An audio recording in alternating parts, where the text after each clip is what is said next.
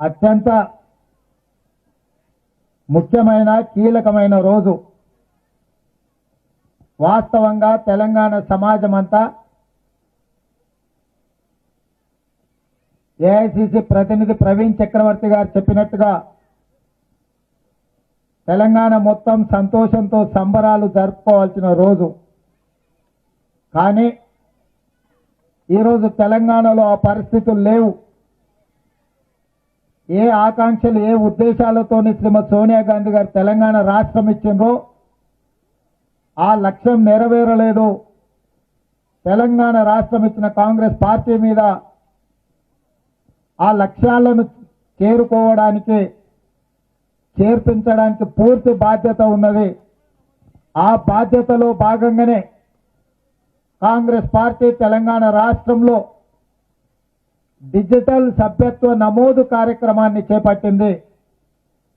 ఈ డిజిటల్ సభ్యత్వ నమోదు కార్యక్రమం డిసెంబర్ 9, 2009లో తెలంగాణ ప్రకటన వచ్చింది. మొట్టమొదట తెలంగాణ రాష్ట్రం యొక్క ఏర్పాటు నిర్ణయం డిసెంబర్ 9 రోజు జరిగింది. అంటే తెలంగాణ ప్రజలకు డిసెంబర్ 9 అత్యంత కీలకమైన, అత్యంత ముఖ్యమైన, అత్యంత విలువైన రోజు.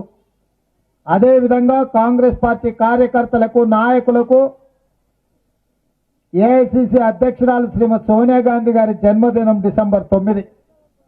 మనందరికి కూడా 60 సంవత్సరాల ఆకాంక్ష నెరవేరింది.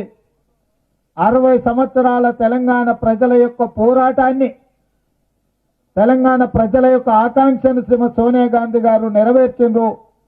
శ్రీమతి సోనియా గాంధీ గారి జన్మదినం కూడా మనకు అత్యంత విలువైన రోజు, అత్యంత ముఖ్యమైన కీలకమైన రోజు. అదేవిధంగా ఈరోజు కాంగ్రెస్ పార్టీ సభ్యత్వం నమోదు చేయించడం ద్వారా ఆనాడు ఏ లక్ష్యం కోసమైతే తెలంగాణ రాష్ట్రం కాంగ్రెస్ పార్టీ ఇచ్చిందో ఆ లక్ష్యాన్ని చేరుకోవడానికి కాంగ్రెస్ పార్టీ డిజిటల్ సభ్యత్వ నమోదు కార్యక్రమాన్ని డిసెంబర్ 9 రోజు కొడంగల్ నియోజకవర్గంలో, కొడంగల్లో ఒక దళిత వాడలో ఈరోజు ఈ కార్యక్రమాన్ని చేపట్టినమంటే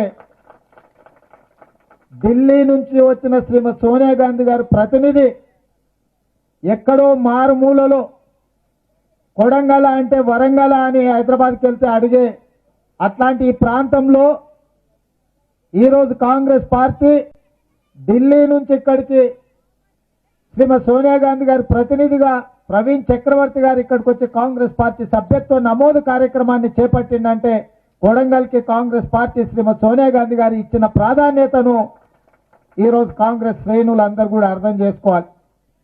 ఈ కార్యక్రమానికి వారితో పాటు వేణుగోపాలరావు గారు, యువజన కాంగ్రెస్ అధ్యక్షులు శివసేనారెడ్డి గారు, దీపక్ జాన్ గారు, చామల కిరణ్ రెడ్డి గారు, అదేవిధంగా ఈ జిల్లా యూత్ కాంగ్రెస్ అధ్యక్షుడు సతీష్ రెడ్డి గారు, అదేవిధంగా ఇక్కడ వేదిక మీద రాజీవ్ రెడ్డి, మన్నే సతీష్, చాలా మంది యువజన కాంగ్రెస్ పార్టీ నాయకులు, కొడంగల్ మండలం, దౌలతాబాద్ మండలం, అదేవిధంగా బొమ్మరాజ్పేట్ మండలానికి సంబంధించిన నాయకులు, ఇప్పుడే పరిగి నియోజకవర్గ మాజీ శాసనసభ్యులు, జిల్లా పార్టీ అధ్యక్షులు రామ్మోహన్ రెడ్డి గారు కూడా వచ్చిండ్రు.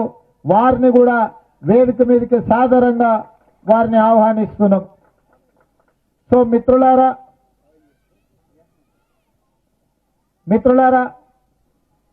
వాస్తవంగా కాంగ్రెస్ పార్టీ ఆకాంక్షల్ని, ఆలోచనల్ని తెలంగాణ ప్రజలకు చేరవేయడానికి ఈ డిజిటల్ సభ్యత్వ నమోదును ఒక అత్యంత కీలకమైన అంశంగా కాంగ్రెస్ పార్టీ చేపట్టింది.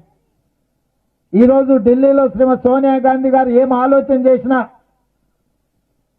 డిజిటల్ సందేశం ద్వారా మారుమూల గ్రామాలలో, తండాలలో, గూడాలలో, పల్లెలలో ఉండే ప్రతి పేదవాడికి శ్రీమతి సోనియా గాంధీ గారి సందేశాన్ని చేరవేయడానికి ఈ సభ్యత్వం ద్వారా మీ మొబైల్ నెంబర్ నమోదు చేస్తే శ్రీమతి సోనియా గాంధీ గారి సందేశాన్ని ఢిల్లీ నుంచి క్షణాల మీద మీకు చేరవేయడానికి ఈ సభ్యత్వ నమోదు కార్యక్రమం ఉపయోగపడుతుందని చెప్పి సగర్వంగా ఈ వేదిక మీద నుంచి మీకు అందరికి తెలియజేస్తున్నా.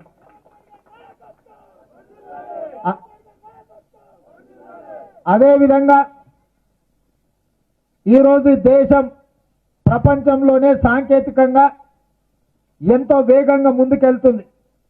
ప్రపంచ దేశాలలో కంప్యూటర్ నిపుణులు ప్రతి 10 మందిలో 4 భారతీయులు ఉన్నారంటే ప్రపంచ దేశాలకు సాంకేతిక నిపుణులను అందించిన చరిత్ర కాంగ్రెస్ పార్టీది. రాజీవ్ గాంధీ గారు ఈ దేశానికి కంప్యూటర్ను పరిచయం చేసింది కాబట్టి రాజీవ్ గాంధీ గారు పరిచయం చేసిన కంప్యూటర్ సాంకేతిక విప్లవం ఈరోజు ప్రపంచ దేశాలకు సాంకేతిక నైపుణ్యాలను ఐటీ నైపుణ్యులను మనం సరఫరా చేయగలుగుతున్నాం. అలాంటి దేశంలో ఇంకా పేపర్ల మీద సభ్యత్వ నమోదు కార్యక్రమాలు రాసుకుంటే అక్కడక్కడ మా మిత్రులు మా ప్రశాంత్ లాంటి వాళ్ళు ఇంట్లో కూర్చొని ఓటర్ లిస్టు తీసుకొని పేర్లు రాస్తారు. కాబట్టి అట్లాంటి అవకాశం ఇవ్వకుండా ఖచ్చితంగా ప్రతి బూత్లో ఒక ఎన్రోలర్ని, అంటే ప్రతి పోలింగ్ బూత్లో కాంగ్రెస్ పార్టీ యొక్క సభ్యత్వం నమోదు చేసే ఎన్రోలర్స్ నాడు ఒక బాధ్యత ఇచ్చి ఒక ప్రతినిధిని నియమించి కొడంగల్ నియోజకవర్గంలో ఉన్న 275 పోలింగ్ బూతులల్లా ప్రతి పోలింగ్ బూత్ కు సభ్యత్వ నమోదుకు ఒక ప్రతినిధిని మీకు ఇచ్చి మీ పోలింగ్ బూత్ లో ఉన్న ఓట్లల్లా సగం సభ్యత్వ నమోదు కార్యక్రమాలు చేయడానికి ఇవాళ యువ ప్రతినిధులను నియమించినము. వారి ప్రాతినిధ్యంలో మండలాల వారిగా మనం ఒక టార్గెట్ పెట్టుకొని పనిచేస్తున్నాం.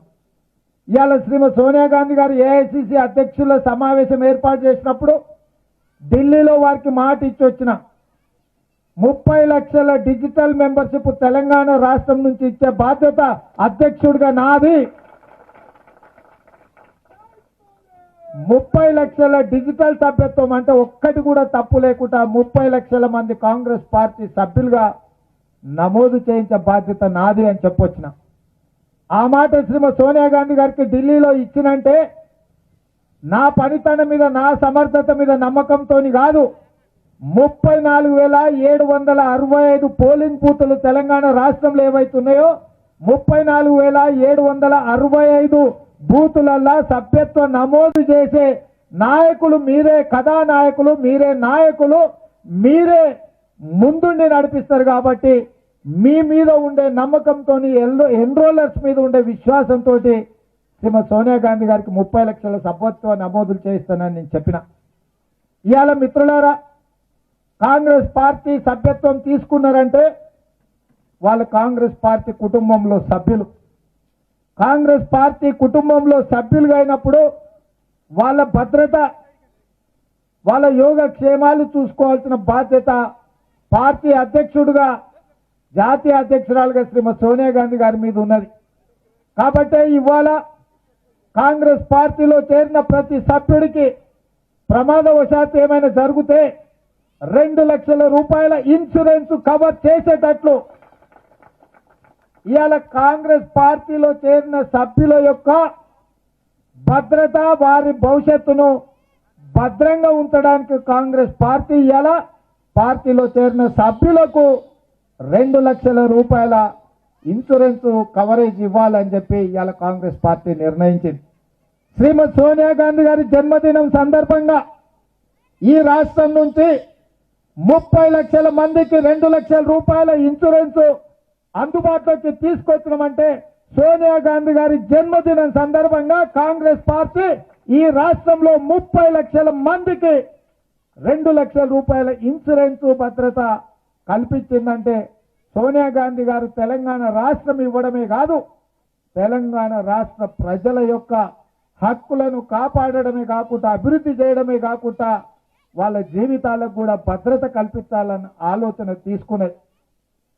प्रवीण भैया, ये जो कोडंगल है, ये मल्लिकार्जुन खड़गे जी का कॉन्स्टिट्यूंसी हमारे पास में 10 किलोमीटर गए तो कर्नाटक हमारा, यहाँ के लोग ये पुराना जो निजाम सरकार के वक्त में ये कोडंगल भी कर्नाटक जो गुलबर्गा डिस्ट्रिक्ट में था, ये जब तेलंगाना और आंध्र प्रदेश अलग हो गया कर्नाटक से, ये कॉन्स्टिट्यूंसी अभी तेलंगाना प्रदेश में हासिल हो गए. यहाँ के लोग रिश्ते और लेना देना सब कुछ हमारा कर्नाटका से लेना देना है। हमारे बहुत सारे लोग यहाँ के 30-40% प्रतिशत कम से कम कन्नड़ा जानते, कन्नड़ा बोलते।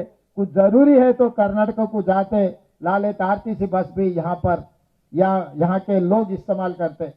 भैया आपको ये पता रहना, जब 2009 में मैं यहाँ के इलेक्शन में राजनीति में चुनाव के लिए आया, उससे पहले कभी ये गांव को मैं देखा भी नहीं।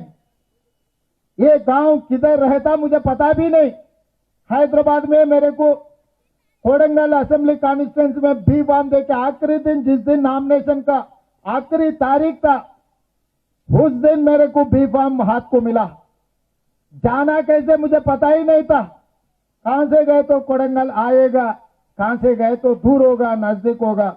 मगर आधी रात को 2 बजे में जब मेरे को हाथ में बी फॉर्म आया, आधी रात को 2-4 दोस्तों को फोन कर लेके, अरे भाई मुझे कोडंगल के बी फॉर्म मिला, अभी असेंबली चुनाव लड़ने का है, जाना कैसे बोले तो कोई रास्ता उधर से दिखा है, कोई इधर से दिखा है। आधी रात को निकल के ढूंढते ढूंढते 9 बजे तक मैं कोडंगल हाजिर हो गया। హాయ్ ఫ్రెండ్స్, మా టుడే టుమారో యూట్యూబ్ ఛానల్ చూస్తున్నందుకు చాలా థ్యాంక్స్. మరిన్ని లేటెస్ట్ వీడియోస్ కోసం వెంటనే సబ్స్క్రైబ్ చేయండి. అలాగే ఈ బెల్ ని కూడా రింగ్ చేసేయండి. మా నోటిఫికేషన్స్ అన్ని మీ మొబైల్లో వస్తాయి. అలాగే మా వీడియోస్ మీకు నచ్చితే లైక్ చేయండి, షేర్ చేయండి, నచ్చకపోతే కామెంట్ చేయండి.